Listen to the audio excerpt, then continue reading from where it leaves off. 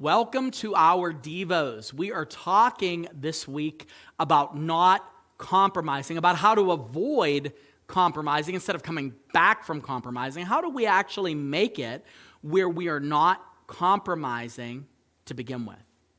And so there's something that happens, particularly when it comes to compromise. It happened in Samson's life. A lot of compromise happens because of something called the fear of man, or the fear of men.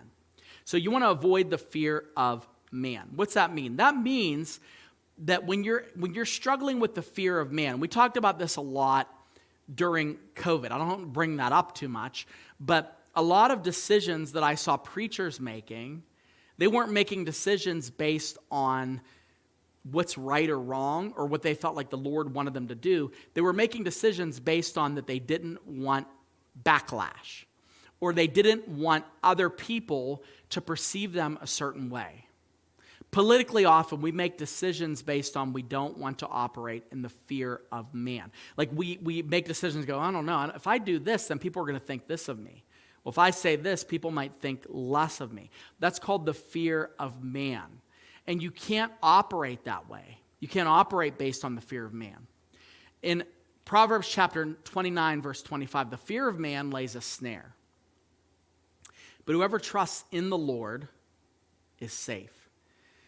The thing that happens is when we focus, now I talked to you yesterday about making sure that we don't make decisions in an echo chamber. And you might be thinking I'm talking out of both sides of my mouth, but fear of man and accountability are two different things. Fear of man is I'm worried about what people think of me.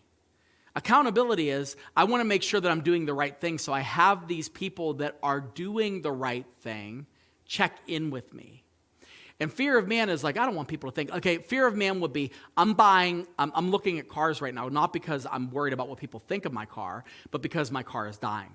Now, fear of man will be, well, I want to make sure I buy a car that looks really, really, really expensive, because if I don't, people are going to think less of me. And strangers are going to think less of me. Dave Ramsey says this best, and he's talking about the fear of man, but he says, we go into debt with money that we don't have to buy things that we can't afford to impress people we don't even like. That's the fear of man. Oh, what did so-and-so think about me driving that car?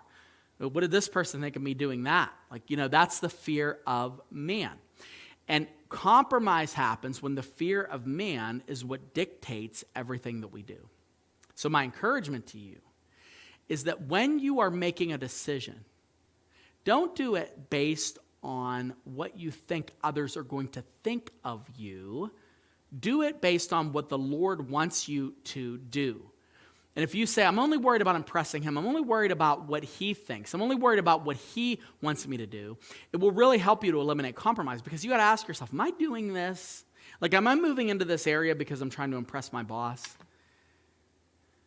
Am I going into debt because I'm trying to make my wife feel like I'm doing better than I am? Am I going into talk this way, make these jokes, laugh at these things because I'm trying to make people think I'm cool and not make the Lord know that I'm holy? The fear of man can really, really cause you to compromise. So, focus on the fear of the Lord, which is, according to Scripture, a fear that is a blessing. The fear of the man is the beginning of all, or fear of the Lord is the beginning of all wisdom. And so if you worry about just him and you focus on just him, he will allow you to really, truly please him.